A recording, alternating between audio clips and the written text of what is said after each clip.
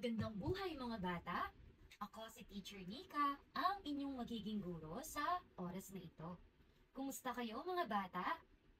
Mabuti naman kung ganon. Ngayon, may rules si Teacher Nika na dapat nating sundin at gawin habang tayo ay nag-aaral para tayo ay maging maayos at maraming matutunan. Ang una, ano nakikita ninyo?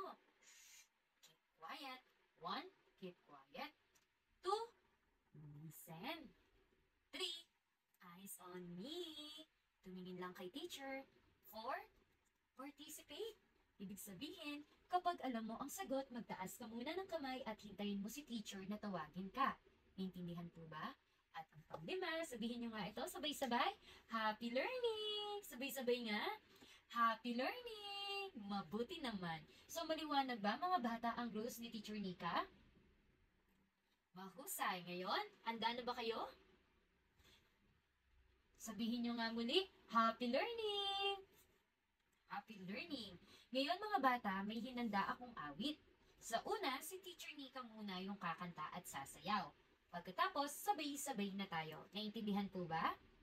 Ang aking hinandang awitin ay pito-pito. Familiar na ba kayo dito? Sige.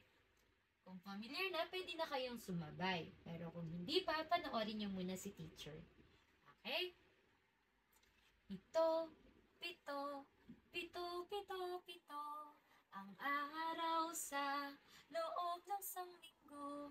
Linggo, Lunes, Martes, Miyerkules, Huwebes, Biyernes, at ang Sabado. Mga araw sa isang linggo.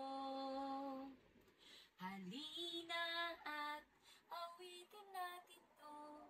Mga araw sa loob ng sanlinggo. Linggo, Lunes, Martes, Miyerkules, Huwebes, Biyernes, at ang Sabado. Mga araw sa isang linggo. 7 araw sa isang linggo. Bumilang tayo ng 7. 1, 2, 3, 4, 5, 6, 7. Nakuha niyo ba mga bata?